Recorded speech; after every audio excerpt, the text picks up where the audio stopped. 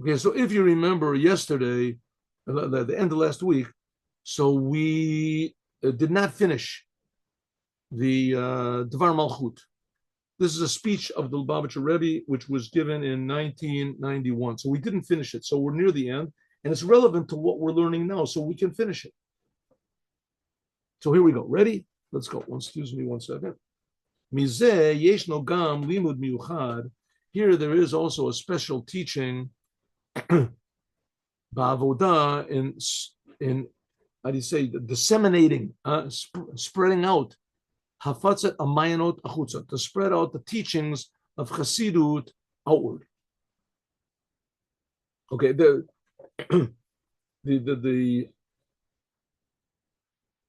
whole Hasidic movement was begun by a man called the Baal Shem Tov.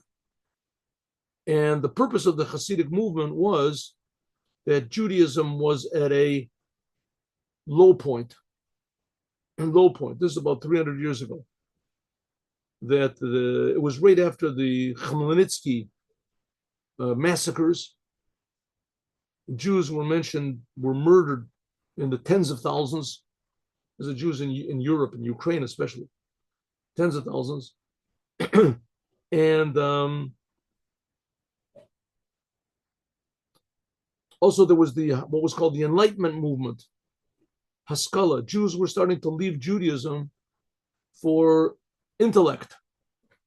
The people like Mendelssohn and those people, they started showing the Jews there's an option. You can be like the non-Jews. You can be accepted by the non-Jews. And not only that, the non-Jews have this, philosophy and art and music and things like that, which are not, you get new pleasures. You get new pleasures in life. And Jews started leaving Judaism. So there was no enthusiasm. Right? The Jews were not enthusiastic. And the people who were learning Torah, who believed in they were going to go to heaven, so they separated themselves from everybody else. They didn't want to lose their heaven. So they sat and they learned Torah and they separated themselves from the rest of the world. As a result, there was no real Judaism. There were people that were, religious. They wanted to go to heaven, right? That's not real Judaism. Real Judaism is like Abraham, like, we're supposed to be fathers of the whole world. We're supposed to tell everybody about what God is. And on the other hand, then there were these people who were just leaving Judaism totally, but you couldn't blame them because there was just nothing there. It was all empty. So came the Baal Shem Tov to put a soul back into Judaism. And how do you put the soul into Judaism? Well, Judaism, the whole essence of Judaism is the Torah. So you have to find in the Torah the soul of the Torah. The inside, the part of the Torah which makes you love the giver of the Torah. Realize that the same God who gave the Torah is the same God who's creating us. So then it becomes alive, just like we're alive. We become attached to the Creator. Okay. And so the Baal Shem Tov saw this problem. Right? Rabbi Yisrael Baal Shem was his name. And he had an experience when he was like in his 20s, whatever. He had an experience on one Rosh Hashanah that his soul went up to the chamber of Moshiach. And he asked the Moshiach, when are you going to come? And the Moshiach said, when your well springs are spread out. It's a sentence in Proverbs. Where is it in Proverbs? Here we go. 5. In Proverbs, chapter 16, sentence 5. Chapter 16, sentence 5. It says, when your well springs, when your deep waters, your mayanot, your wells are spread outwards. So in other words, saying that you have to take these, the Torah is called water, and the mayan is the source of the water. That's the godly part of the Torah. So they have to be spread outward to the whole world. This is by means of three things. The three things which are evident by the letter Daled. Daled. Okay. The letter Daled. If you remember, we're saying we were going from the third month, which is Sivan, the month where the Torah was given, to the fourth month, which that's this month, Tammuz. It says that's Gimel, giving, Dalid. Gimel is Gimel to give. Is Gimel. It also means the number 3. And Dalid means to be humble. Humble, poor, but humble. Says there's a difference between the letter Dalid. I'm just repeating what we said last time. There's a difference between the letter, let's see what it is, the letter Dalid and the letter Resh. First of all, the word Dalit and Resh mean the same thing, poor. But Resh means true poverty. And Dalit can also mean humility. Humility. Both have nothing, but one has nothing because he realizes that how much he's got, it's all belongs to God. That's called humility. And Resh means that you're poor. No matter how much you've got, you want more. You want more, right? You're really poor. You're always thinking about yourself all the time. Poverty. Okay, so the letter, what's the difference between Dalid, which is a good type of poverty, humility, and a bad type of poverty, which is Resh? A Dalid as a little, you say a little point in the back. See, in the back of it, over here. And that little point, that's the Nakuda, the little point like the letter Yud, that's Bittul, surrender to God. And that's Yafutsu, means it has to be spread out. This little point has to be spread out. Your Mayanot, that means the Mayanot, that's the line above, wide. Chutza, that means that's the point which comes down. So Yafutsu, Mayanotech again.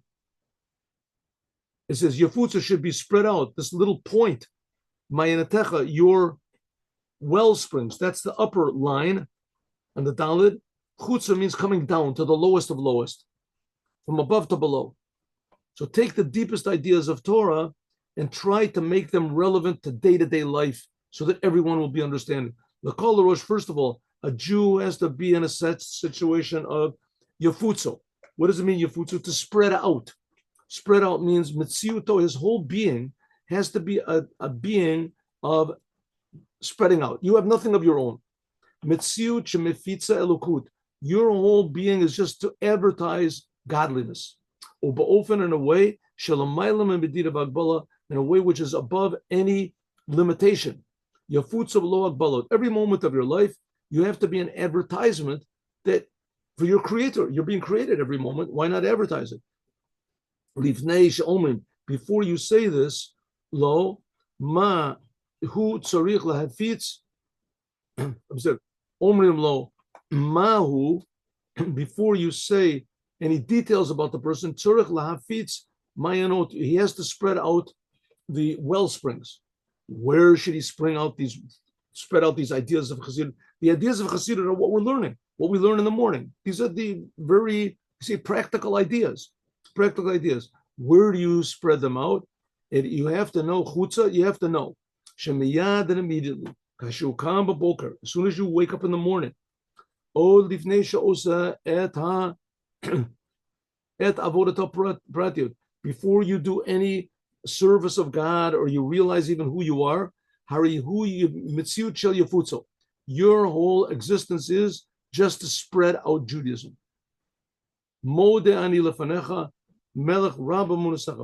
I was only created in order to serve my creator. In other words, you wake up in the morning and you don't think that here I am. I'm what you think, wow, God has created me. That's amazing.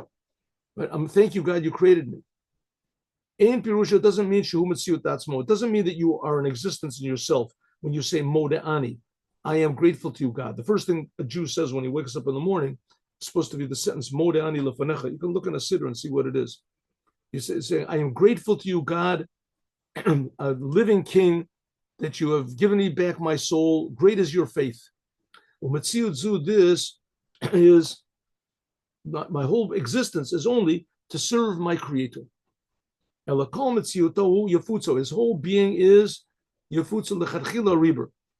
my whole being is just, I'm going to conquer the whole world. I'm going to spread Judaism. Doesn't make any difference what anybody says. Miyad, as soon as he wakes up in the morning, he says he's Lamaila, Yafutsu. So a Jew has to know that his whole being in the world is that we are sons of Abraham. And Abraham's whole thing was that he spread Judaism. He was called the father of all mankind. That was Abraham's name was changed. It was originally Avram, means a high father, and it became Avraham. And God said that means the father of all mankind. You are going to be the spiritual educator of all humanity that they're being created. And so when a Jew wakes up in the morning, we're Jews. We should say, in the first thing in the morning, that's why I woke up in the morning. I woke up in the morning in order that I should follow the example of Abraham and spread out Judaism wherever I can. Now, there's some people, they don't know how to speak well, and some people are shy, and some people are inexperienced and whatever. Okay, you have to be just genuine in what you are. You have to do a little bit more, be a little bit more, how do they call it, extroverted, a little bit more. But on the other hand, you also have to connect yourself to your inside. That's what he says in the morning. When you're connected to your inside true reason for existence, then you have more courage. Because you're convinced that the only reason that I'm here is to convince other people that they should think, why are they here? Then afterwards, you can, as soon as you realize that that's the inner point of your existence, is that I am here in order to improve the world. And one way to improve the world is to convince other people that they are also being created by the same God as I am. And they have the same responsibility as I do to make the world a better place. That's why I woke up in the morning. When you have that first feeling, that's yafutsu, spreading out. And afterwards, then you can draw this down, ma'inotecha, into the details. Your well springs, you have to spread out also the ma'anot Torah, not just your ideas, but the well springs of the Torah. Shemetaher b'kolshu, and the well springs they purify with a little bit, even a little bit. What does this mean? There's laws in Judaism of purity and impurity. Impurity. All of the laws, when a person becomes impure, he touches a dead body or whatever, there's a lot of different types of impurity. There's the whole tractate about it. But all of them imply a person has to go to a mikveh. You have to do other things as well. But one of the essential stages in becoming pure is you have to go to a mikveh. A mikveh is a gathering of waters. There are some things which a gathering of waters doesn't even help. It has to be, the water has to come from a mayan, it has to come from living waters. I think a matzorah is like this. Anyway, you have to come from living waters. It has to come from living waters. Living waters means it comes from a well, a spring that doesn't stop. A spring. Okay, if the water is gathered waters, then you have to have a certain amount. Let's say rainwater is gathered in a place. You immerse yourself in that with those waters. Then there has to be a certain amount of water. It's called 40 saw, 40 of water. Enough water to cover your whole body. It has to be the body. But generally, it's an amount which is called 40 saw. But if the water, it comes from a mayan, from a wellspring, then even a little bit will make a person pure. Even a little bit. If you can get that little bit to spread over your whole body, then that will purify the person. Oh, so it says that's what's called your wellspring should be spread out. If a person connects himself even to a little tiny bit, it has to go inside. Connects himself. Let me read that. 1 second. I just start a story.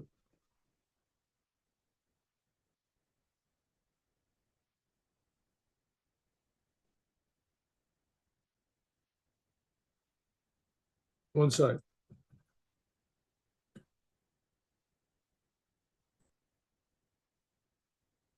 Okay, good. So even a little tiny bit of this teachings of Chassidut, when they go inside, it might take time, but nevertheless, this purifies a person. It makes a person start to realize that there is a creator. He gave the Torah. He really cares about what we do, and he really wants us to improve the world. This is above any type of the well springs. Even a little tiny bit of it can purify a person.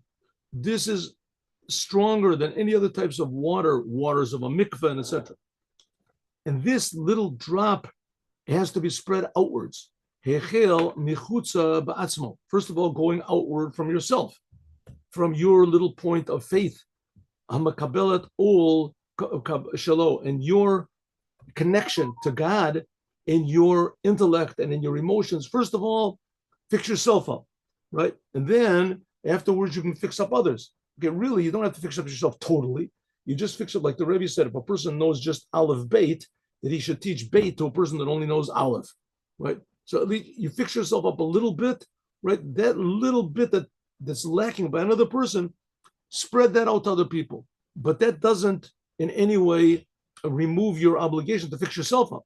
You have to spread out the teachings of Chassidut in yourself, in your own emotions and in your own intellect, the oneness of God, the care of God, the love of God, until finally you can spread it out really. Chutz mi'adalid amot, outside of the four, how do you say, the limits of holiness.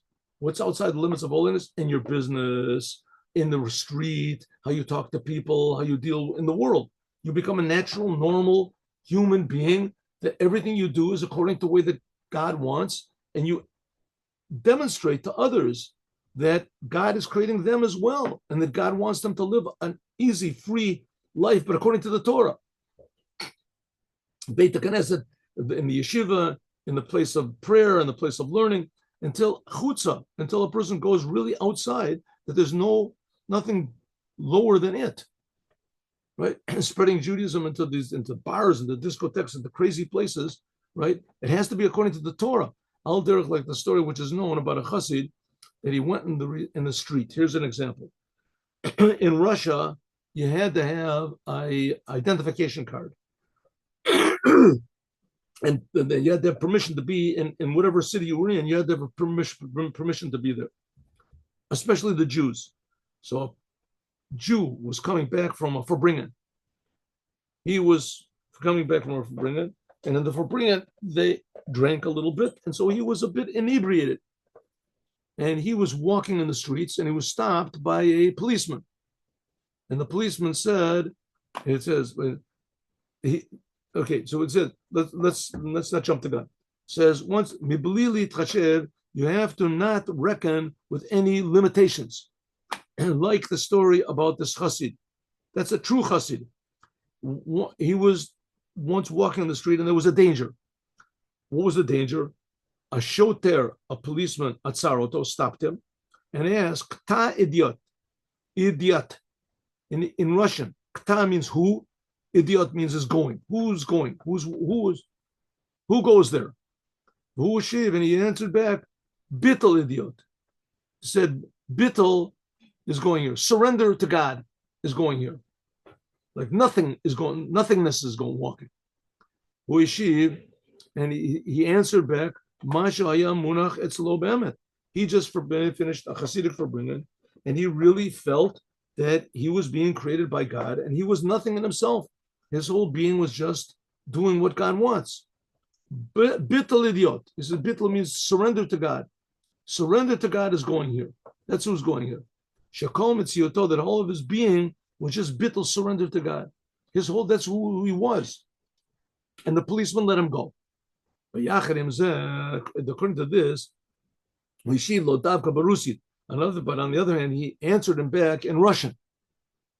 Even since should be tulo or nimshach gam b'matzav safad makom, in order that also the policeman would also be able to understand in the language of the place. Now you think if he was really devoted to God, he would speak only in Hebrew, right? He would speak in the holy language or something that was not understandable. No, he spoke in Hebrew, in Russian. B'teva u'mametziut Rusiv, in the nature and in the, how do you say, the existence. He was living in the atmosphere of Russia. Al derech azlat lakarta helach leminusa. Like it says, when you go to a town, a city, you should go according to the customs of that city. If the customs of the city do not contradict the Torah, so you go in the customs of that city, right? Whatever that's the way In the city, people they drive on the right side of the road. You drive wherever they drive. Right? People wear this type of a hat. You wear that type of a hat. As long as it's not a religious thing, so you can go do what they want. The same thing is this Chassid. He answered the Russian soldier. He answered him in Russian that he could understand, but the topic was one that the Russian soldier also could understand, but it was something he never heard before. That I am surrendered to God is walking in the street. That's what's walking in the street. So the tevel of a lashon makom, that by means of this, the nature and the language of that place, it felt the bittul idiot, that it felt that surrender to God is going here. But this was the question. Okay, so what's the Rebbe saying? We have to spread out Chassidut. You have to spread out the ideas of what Judaism really is. And even if that seems impossible, and you're outnumbered 1,000,000 to 1, 1,000,000,000 to 1, 8,000,000,000 to 1, it makes no difference. Those were the odds that were against Abraham, and that's what a Jew is. And if you do a little tiny bit, you have no idea what positive results it can have. You might not see the results, but someone will hear, and he'll tell his family, and they'll tell their friends, and who knows what the chain reaction can bring. Said the Rebbe, but nevertheless, we still have a big question. What's the question? And that's who we are. That's who you're supposed to be. Everyone is supposed to be an advertisement for the creator of the universe. And not just big rabbis or little rabbis or wives of rabbis or friends of rabbis. Everyone, every single Jew, no matter who you are, no matter where you are, that is not just your job. That's your essence. That's the reason you're being created. And the world seems to be against you. That's the whole point. That's the whole point. And everything seems to be dark, and your job is to make it light. And it means that you have to jump over all obstacles. So, okay, then that's what you have to do. But there still is a question, like a lot of people ask, even when I do my service, and I do it in a complete way, until I reach to the level that my whole being is just spreading out the essence of what the Torah is, godliness, tachlit habitl. I'm totally surrendered to my purpose in the world. Is Maya Torah? What good is that going to do?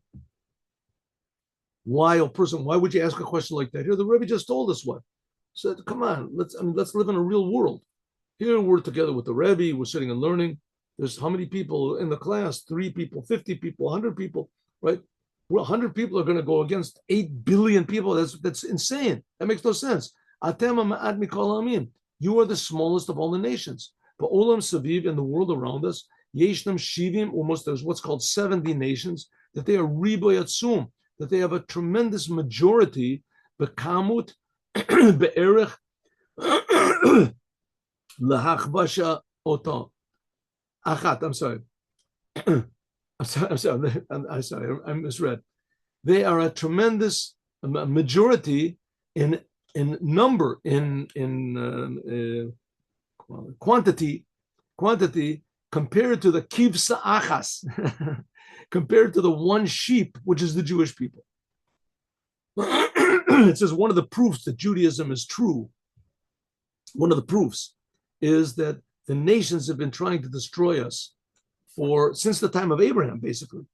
But it says it's like putting one sheep among 70 hungry wolves, and it for 2,000 years since the temple was destroyed, 2,000 years, and the sheep still stays alive. That doesn't make any sense. That you can't have such a situation like that. In the jungle, it doesn't work for sure, right? 70 hungry wolves, even one hungry wolf and 70 sheep, they wouldn't last long. And here you have 70 wolves and one sheep. How's it going to be? How's it going to be? Another way, you say, listen, it's just good enough that the nations don't consume us, that they don't destroy us. Let's keep a low profile. We won't attract attention. And then we can keep existing. Said the Rebbe, that's not what Judaism is. That's not how we kept existing. Right? That's not how we kept existing. Our existence depended on our being proud and advertising our identity. Ma Yomer, a person might think, Ma Yomer Olam, what's the world going to say? Ma Yomer Omos, what are the nations going to say? that a Jew does his work in the Lubavitcher Rebbe told Netanyahu. Netanyahu was the ambassador to the United Nations, and he went. They told him to go to the Lubavitcher Rebbe because he wanted to get to know the Jews in America. So he went to different places, different rabbis. So he went to the Rebbe, and the Rebbe said, "You're going into a place of lies and darkness, but a little bit of light can dispel the darkness." Right? Netanyahu never really said. He said, as the Lubavitcher Rebbe said to me, that I am going to a place that there are lies. And he tried to sort of water it down a little bit. He says, of course, there are people that are truth here. That's not what the Rebbe said. The Rebbe said that the whole thing is one big house of lies and darkness. And it was his job to put the little bit of light in it. What's a little bit of light? He's a Jew. He's a Jew, right? It's a country of Jews. It doesn't mean it's a country of Jews like it's the Irish have Ireland is Irish people and French have French people. Israel has Jews in it. It should be Israel has not Israelis. Israel is a country of Jews, and Jews have this job. What's the job? To illuminate the whole world. Say, come on. Netanyahu is one little person. He's going to illuminate all the 100, what is it? How many nations are there in the United Nations? Come on, no way. It says, yeah, but darkness is a different quality than light. Light, a little tiny bit of light can overcome a whole ocean of darkness. An ocean of darkness. Right? If there's one person fighting against 8 billion people, he's not going to be able to succeed in numbers, in quantity, but in quality, of course.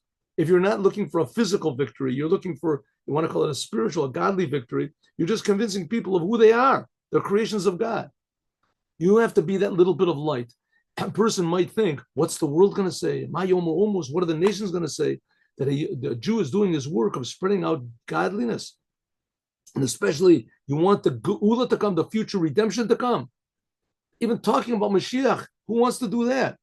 They don't understand what the non-Jews don't even understand what it means. Right? They have this really twisted idea of what Moshiach is and what's going to bring everybody into heaven or something like that. It's the opposite of what Moshiach is. But that's what they believe, so leave them alone. You're not going to win. Omnam, says the Rebbe, this is a great service, but a person has to think with the world. It's an important thing to do, but I can't do a thing like that. That doesn't make any sense. Maybe Mashiach will do. The answer to this is the world is already ready. The world is already ready and it's complete.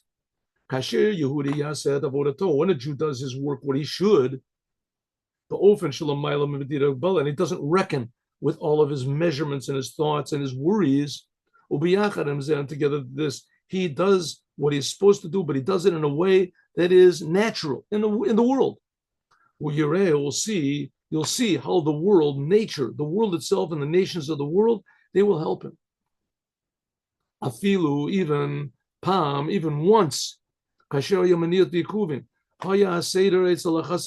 used to be that his existence, and therefore he would say and therefore he would say bitul idiot, even though like this chassid was walking down the street and he said in Russian, surrender to God is going here, bitul idiot, nothing is walking. And he succeeded. How much more so now? When all of these difficulties are not there anymore. Just take a look at Russia.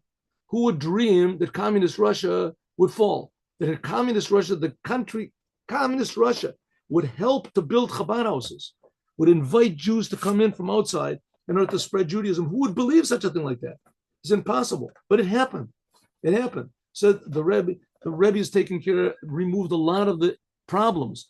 But nevertheless, even in this, like we said before, if you remember yesterday, said that they're even considering changing the name of the city, Leningrad, back to Petrograd again. I think they did it. I think so. Adarab, even more, in the world itself, we see big miracles that are happening, especially in the last years. This was in 1991 when Saddam Hussein fell and everything. This is a year of miracles. All of a sudden, the Iron Curtain fell. The year of, we'll show you miracles. It's already reached the time, and even though it has to be we do still have to require to be above limitations and above, right? I happen to know one person, a simple guy. You can't imagine someone more simple. And he speaks, very slowly and everything like this, but he's very genuine. And his genuineness is a thing that really has a tremendous effect on people. And it could be that other people in Chabad, they come across like 100 people every day, right? And they have an effect on them. But this person, he comes across one person, two people a week, but he has a very deep effect on these people just in his simplicity. And until one person can make miracles, adlan nisim v'niflot, in a tremendous miracles of the future redemption. This will permeate the whole entire world, that the world itself will help to bring about the redemption, just like it was with the staff of Aaron.